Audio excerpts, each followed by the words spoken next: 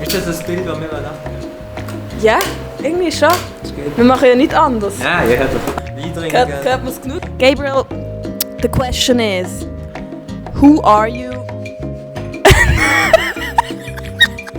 How? Why? Where? When? Kennst du den? Kennst du den?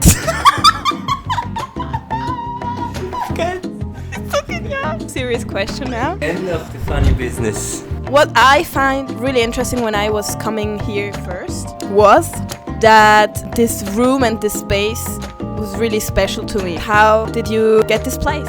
No, it was quite funny.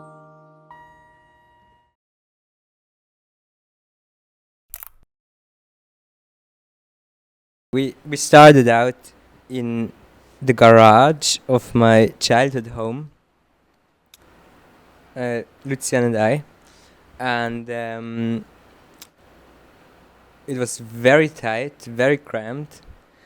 And so one beautiful morning in the summer, 3 years ago, we went on the local place to rent spaces, and just wanted to look what was out there, what was available. And then we saw many different spaces that were kind of good, but there was always something wrong, like no toilet or shitty kitchen or not high enough ceilings or somewhere where you can't reach. And then we saw this place, and it was like everything we wanted, like the beautiful wooden floors and high ceilings and so near to the train station and central. And then we said, well, we're just gonna have a look, just see how it feels. And then we arrived here on the same day, 3 hours later, and they showed us around, and the people before us, they also did web design and app development. And they told us it was a Thursday, I believe, and they needed an answer till Friday because they are moving out in the same week. And it was really fast. And so on the same evening, we took a long walk through the forest, talked about if we can afford to rent it, does it make sense to rent it? Because at the start it was honestly too big for us, coming from the garage and then here, like, it's almost 100 square meters of space. And then he thought, well, this is a chance we only get once. And since then I never saw another space like this for rent. And so the next day we put in our offer and our motivational letter. And 3 days later we got the confirmation that we can move in. And then the painter came, and yeah, next week we were here. And we didn't really know how we're gonna afford it, because it's not expensive, but it's some money that we pay each month. And here we are 3 years later. But I believe it was really worth it. The space and the ritual of coming to work every morning, not just going downstairs into the garage, really travel is not that far, but a little bit. And also the visibility that the storefront gives us, presented us with really interesting opportunities over the last 3 years. Really good clients that found us because of the storefront. So I think it was really worth it to get it. Yeah, I think what you said, like, can I afford it, is a really big question in the design world. And I think we also talked about it before, but it was a good decision that you did it, because you had to get up, you really had to get up and make it work. And if you really have like a lot of money, maybe you're not having much of a motivation, because then it's like, yeah, well, I can stay at home, I have the money. But if you don't have it, if you really need to work for your dream, and that was also the place, it's really, and also it makes a difference, I think, to work in a garage or to work in a like building where the sun is, right, like the lightning, and you can go outside like we are here right now outside. And for me it also makes a difference to like where I work, like to get creative input, or like to, for me also it's like a thing, I'm always on the move, like on the run somewhere in the world, and I can't stay only at one place. So maybe this is interesting, that you actually said to me you don't want to ever move out here. And first I thought like, oh wow, okay, I don't know if I could stay at a place longer than 1 year, because it's just me, but it's a difference because you are the head of this company, so you need to work and to look after your clients, your coworker, the space, like the design and everything, and also the equipment. And I'm like a moving thing somehow, like a bird, and going somewhere, so I can take the creativity from somewhere else. So I think for you it's more important to have a place which is in a long-term way existing. I think everything I do is somewhat long-term because I want to build a company, and with every decision, like getting the space, hiring people, that are big decisions that you can't just stop and do different. So everything is quite long-term, and the space also really helped with credibility. Like these two young guys, do they know what they do? And when you invite clients and they come into here and have a meeting here, it's a different story. If when you have to meet in some cafe or so because you don't have the room to have meetings at your place, so it was quite worth it. And it was also like some decisions, I believe in my core, the universe presents you with an opportunity, and in the moment you don't see really the end and how it's gonna work, but you know it's gonna work. And this was one of those decisions. And also, like you said, it's really, you sit here and you don't want to lose it, and so you get really creative how to go forward and how to afford it and make it worth.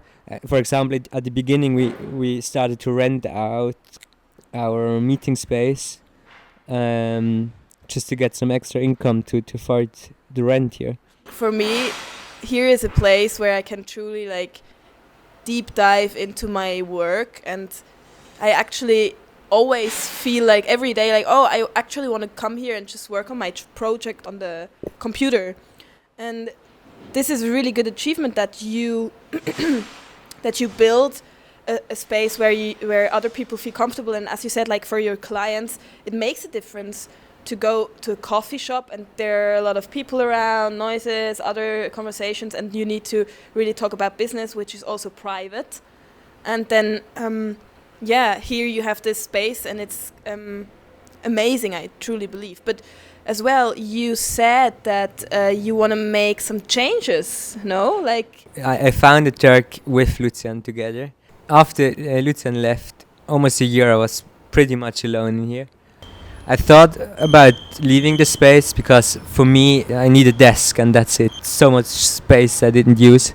But also now with hiring people and the workload I had last year, why I'm hiring people, it's also I want to provide a space where everybody feels comfortable to be creative, has every resource they need to work. And it's also like a big discussion. So many companies move to like home office and so on. But I think it's so important, especially in the creative world, that you can come together in one place, work together on a thing, brainstorm together in the same place, and have an environment that provides everything you need to do that. So we work with a great architect that helps us with the furniture, deciding the colors. And for me it was important because the foundation of the rooms is so amazing, and I don't want to create another office. Like I like USM Halle and I like Vitra and it's beautiful, but in every office I went, it's always the same. It's always expensive. Like Halle is really expensive, and the Regen lighting is expensive as fuck. but it's just another office. So for me it was important, and that's why I looked at many different stores to find someone local that can help me and provide me with quality and design, because I think our philosophy of aesthetics has to be seen also and felt in the room. And they work with a lot of Italian designers and small brands from Italy, and I'm in love with the things that he will deliver to us. But it's a long process because I want to do it right, and it's so much that goes into it, like from desk and chairs is one thing, but then it's the lighting. It has to be the right light to work. It has to represent daylight in the design space. But if you want to cut the film, then maybe you want some darker space. And so it's so many things you have to consider when designing a space for creative work. So you're talking about senses actually a lot, like to feel, to maybe also smell, to hear, to look at it in a nice, like to have something that is on every level, on the right, like on the same level. Like if you have something that feels good to touch and everything, do you think that this is your goal, that you can make everything feel the same way? Like when we see a video or a photography project of you, it should always have the same quality? Or are you also afraid that maybe if you always need to higher, like go on a higher level with your quality, that maybe someday you can't like upgrade it anymore?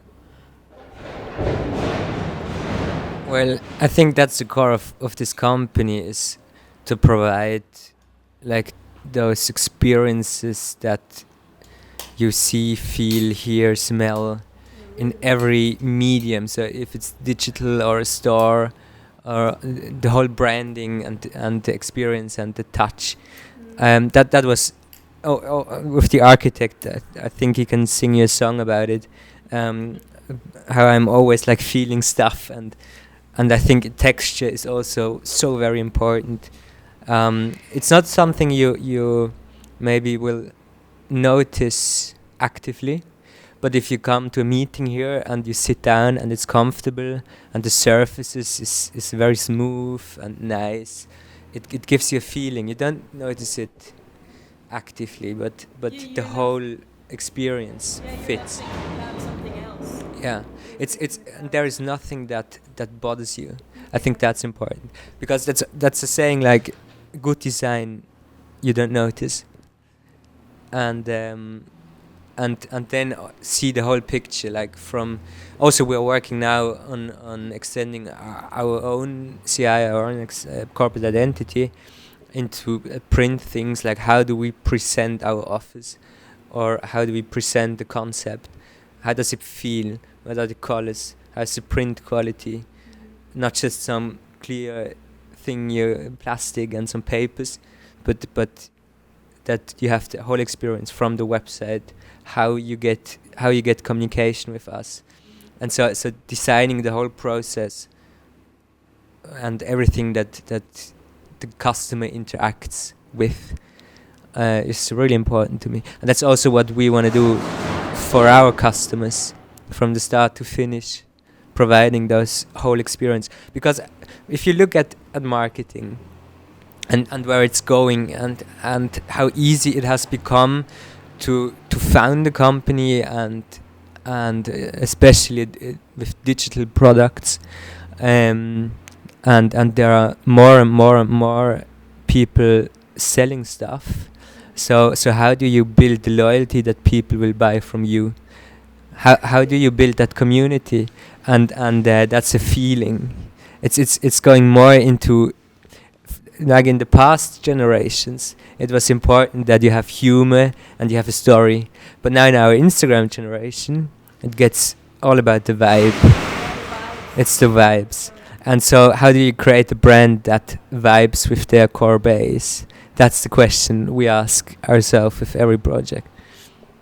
That, yes, exactly. And also you said like, what came to my mind is like, good design you don't notice. But the thing is, yes, that works for, and it's really important for the people who are coming to the company and like the customer. But now how you make your work and design, which is really good, in a smart way, noticeable, like advertisement, you know, like how do you make it good, that the good designs and the good video material and the photography is actually like is gonna be seen by everybody and noticeable, you know what I mean? Well, I think if somewhere in my core I believe that most of the campaigns today are shit. and it's yesterday, for example, I saw some commercials on YouTube, and it's the same storyline, it's the same visuals, and it's what you expect. But there is an amazing campaign by a Danish photographer for a band. Have you ever shown you this? It's for they make cycling clothes, and it's amazing because they just work with analog photography, and they show moments that only true cyclists know, like the shaving of the legs or the sweating ass and so on. So they are not going to capture everybody's attention with this campaign, but the people they want as customers, they will. So I think it's important nowadays, because everybody is shy and doesn't have the balls to try something. You don't have to be afraid to offend some people with your campaigns. That's okay. You're going to lose some customers. It's okay. But the ones you're going to attract with it are going to stay with you.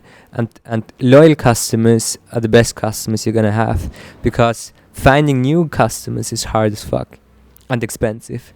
But keeping customers and having people that come every month or once a year or whatever that you don't have to attract are the best customers. It's the easiest way to keep your business running. So build a community and don't be afraid to offend people.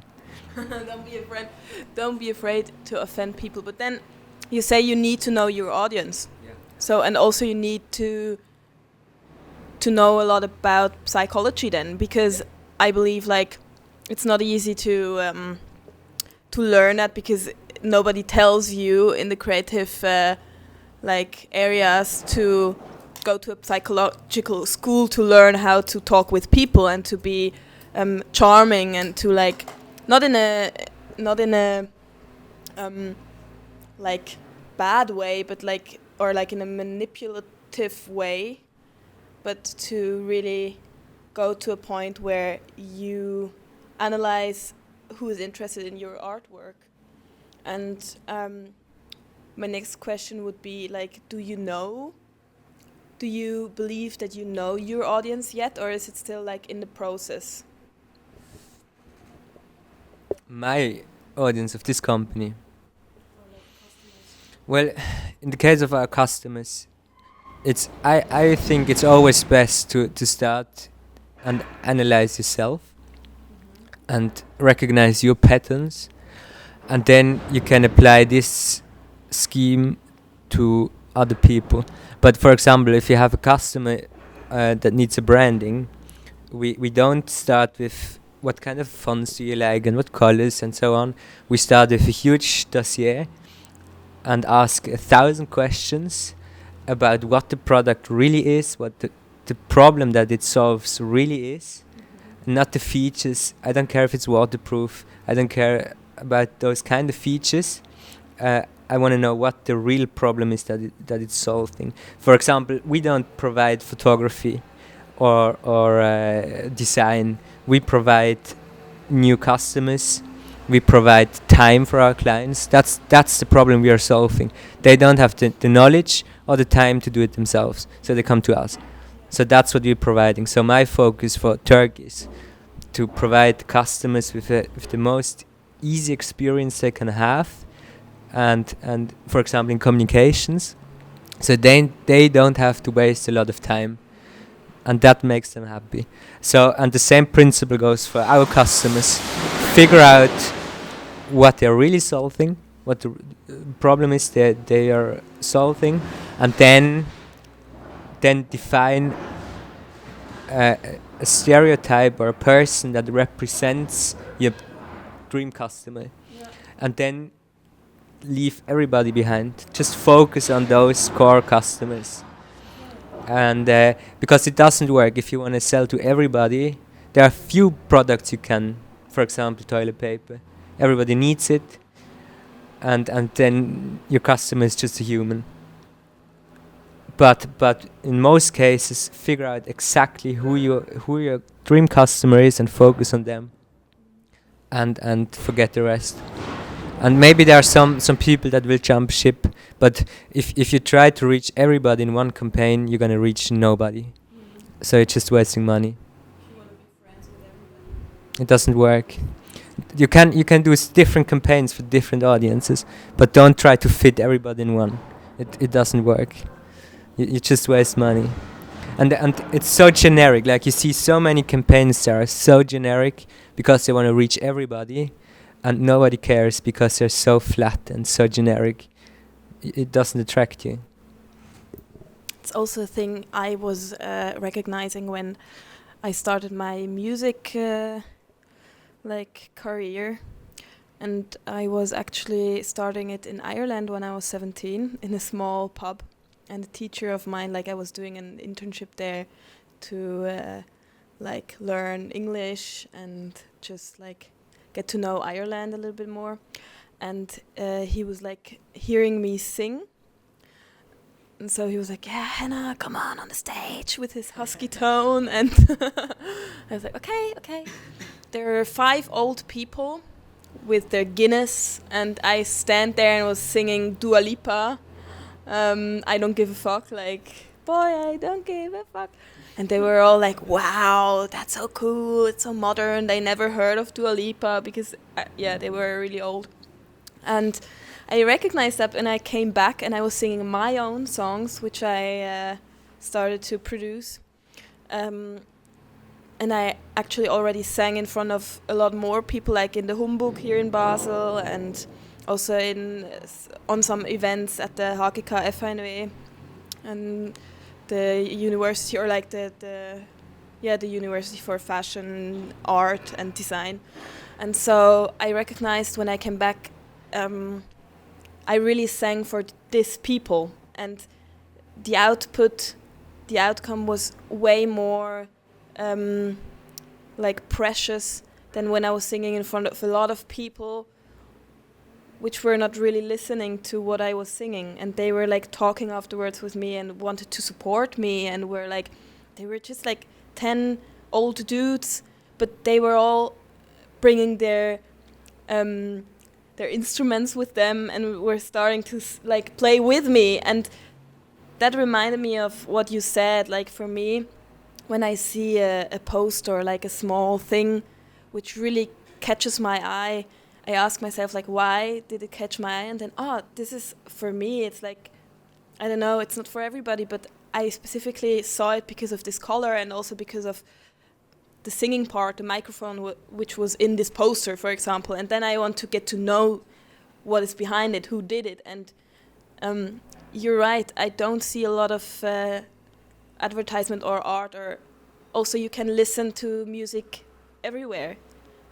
Back in the days, I don't know how it was, but when my dad tells me you went on a concert and then maybe if you were lucky you got a CD on Christmas, and then you needed a Discman or a Walkman and you could just listen to 3 songs, and then you really needed to be focusing on the thing that was going on in this specific moment on this show or event, because it was just for you and the audience, of course, who also wanted to go there. But nowadays it's more of everybody has his phone up on a concert and wants to share it on Instagram. But was it really for you, or was it to just show that you were there, to just show that you saw it, but you didn't really saw it just because you wanted to show it to the world that you're really in it. So I believe this is really interesting, and I learned from it that I really don't want to sing in front of a lot of people, but just for the people who really want to listen to my story also.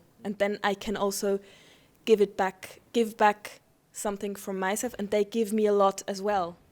I don't know, that's really interesting, I believe. Yeah. So also here, like in this podcast, I want to find, or maybe we can also first talk about how it started, but just I want to really find connections with people who are interested in showing me how they work, how they got to this point where they are, and who are also listening to me, not because I really want to put my story on them or like overshare it, but just because it maybe can also give them something or like help them in a way to be seen and to give it back to people who really need it. Yeah. You don't need to do art with a lot of money. Of course you need it, but like when you start, you can easily shoot something and it can be nice if you really put your mind to it. Yeah. So maybe how did we start? Like how did we come up with this? That's a good question. Now I think it started with me not having the time to do the social media for this company. And then you said you wanted to give it a try and do it. So we worked out some concepts of what we can do. And I think for me it was really important because we are not the only agency. And there's so many and some do great marketing on social media. But most of them, they always try to sell you. And there's always a hook in it. And call now or do this and the call to action. And I hate when somebody is trying to sell me something. And I'm a strong believer in just here we are, here is our thing, and if you want you can have it, but I'm not forcing you to have it.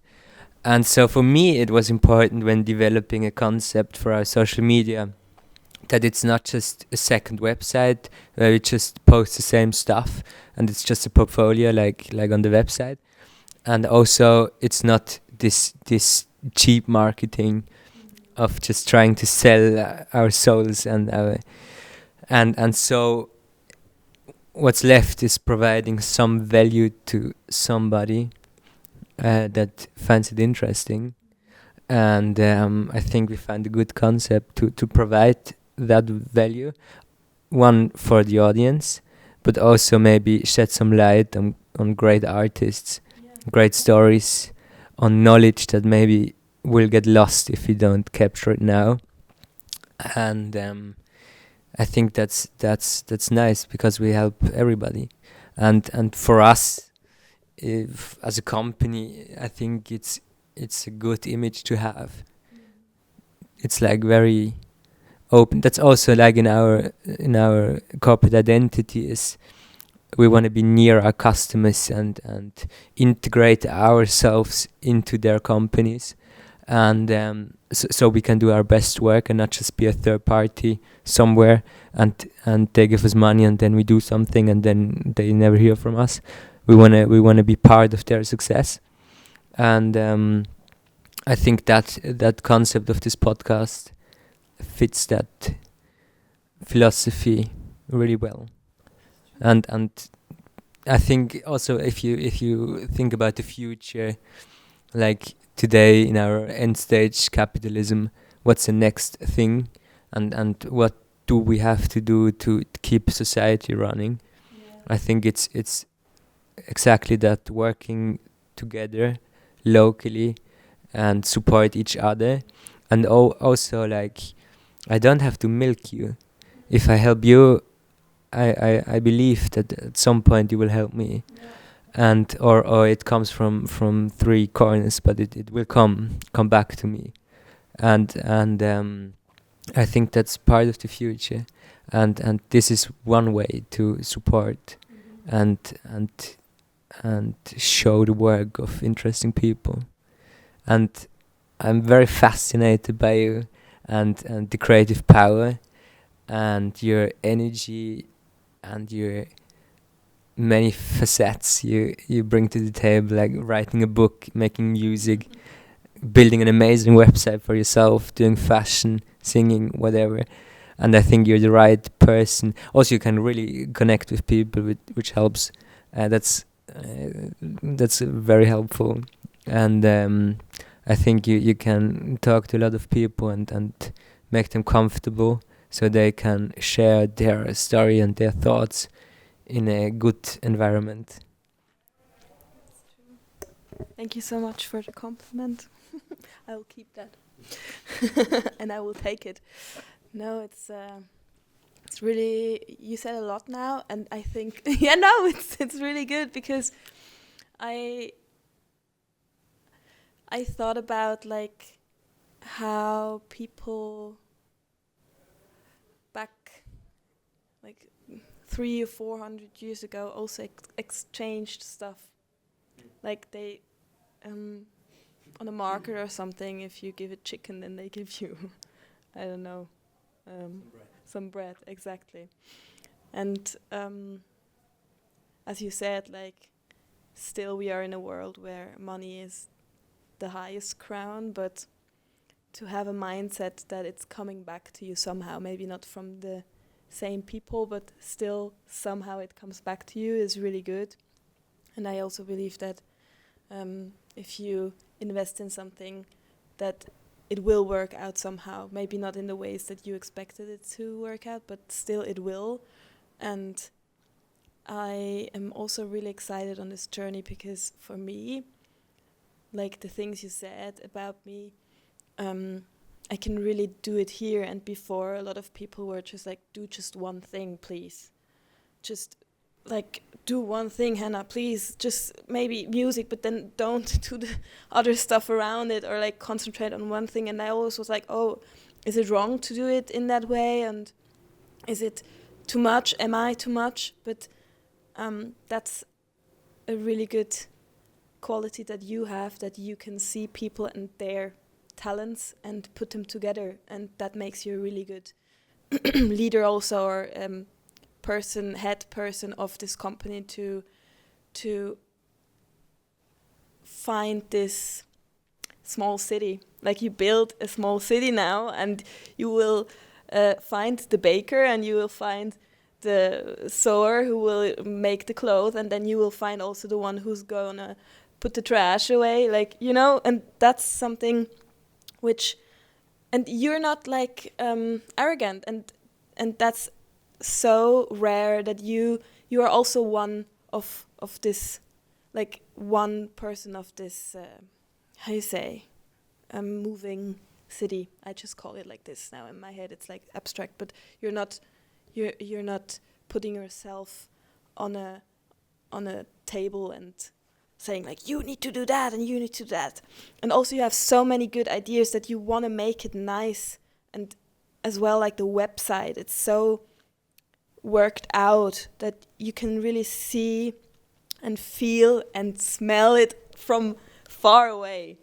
And so that's amazing to have this connection. And also we know each other for how long? Like, I think first class, no? Yeah. So we were 6 years old or 7 years old. Mm-hmm. And I think we were never really, like, of course, talking sometimes with each other, but we were never really doing projects together, or like you were doing your stuff and I was doing my things and my shit. But that's maybe something also, like we were together on the Steiner school, like Rudolf Steiner school. It's more of an open school where you can learn more like freely what you really want to learn, and we're more going out in the nature and stuff. And after that I did the gymnasium, and after I finished that I went to the fashion school. So I'm doing and studying fashion now, and doing my bachelor, and afterwards I really want to like do something like I'm doing right now. But also you what did you do exactly? I know it, but the people don't know. So this is really interesting because you maybe don't need to have a bachelor to do this. No, that's very true. I'm very thankful to start with that I didn't get thrown out of school, because in the last 3 years I didn't do my homework.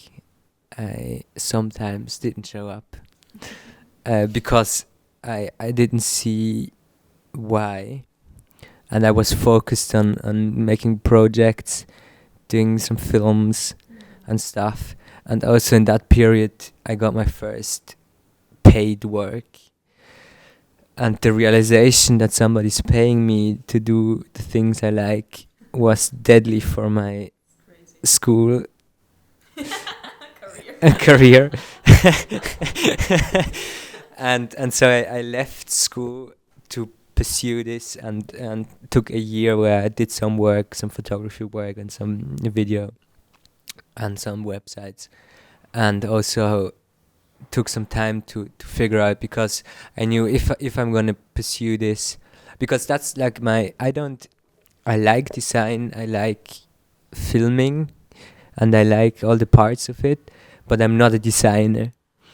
And I think I will give my last breath to the people that helped me build this company, and I love to bring people together, and for example, now we do a project, a longer film, and finding the right people that you need, bringing them together so you can create something. I think it's the most beautiful thing to do.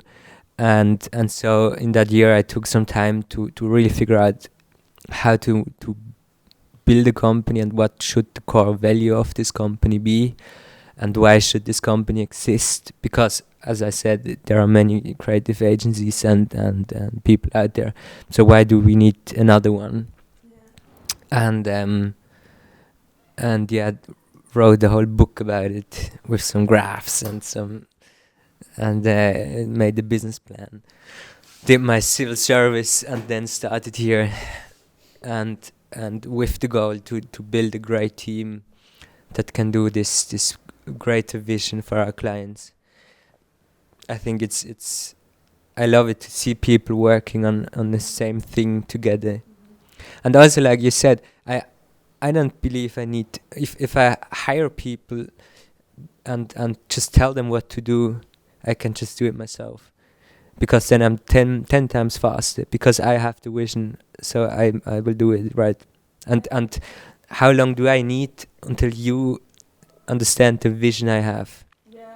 Right? So finding people that bring ideas and can do them, and just take the role of bringing all the parts together is amazing. I love it. This is really crazy, because I really realized something now, and I really find it easy to work with you, but it's mostly, and I need to take my nose by my, like, it's a saying in Swiss German or German, like, ich muss mich selber an der Nase nehmen.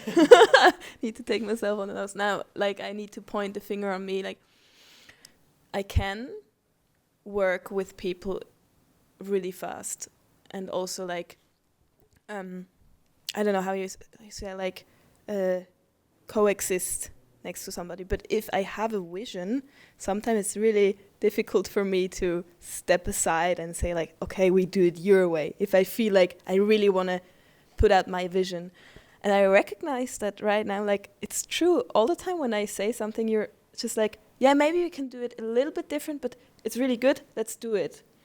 And so, yeah, that's really interesting, because sometimes, yeah, but often I feel like, do you really like it, or are you just like, I don't know, helping me, or what do you think right now? But I never had the feeling that you weren't liking it. I always had the feeling like you were like, yes, let's do it. Yes, I'm going to support you. Yes, we're going to make it.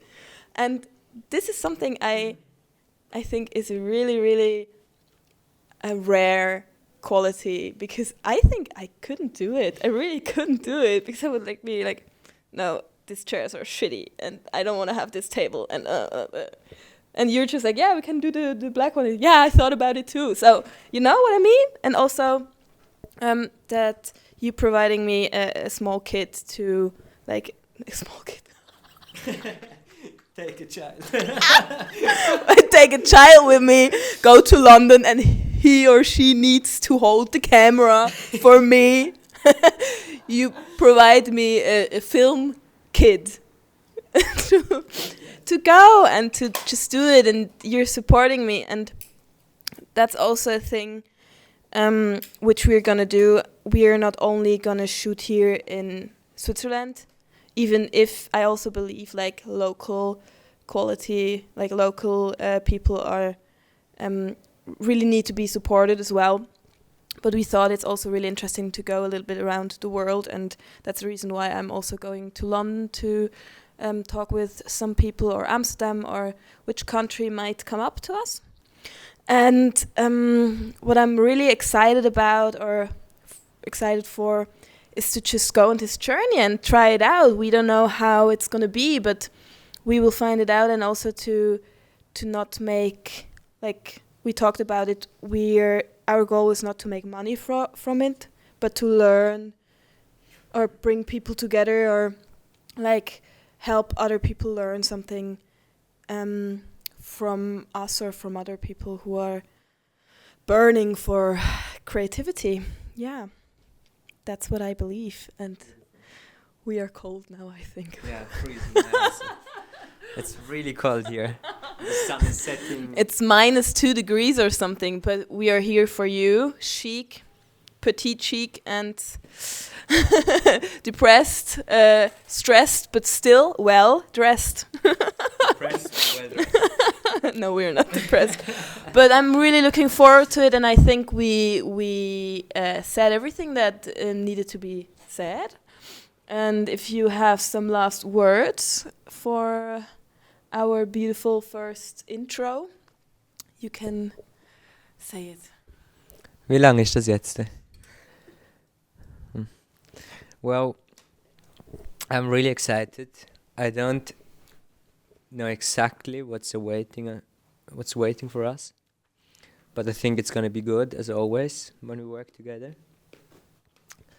And I'm really interested to see what kind of people you will find. And the ones you have lined up are very interesting. And I believe it's going to be great.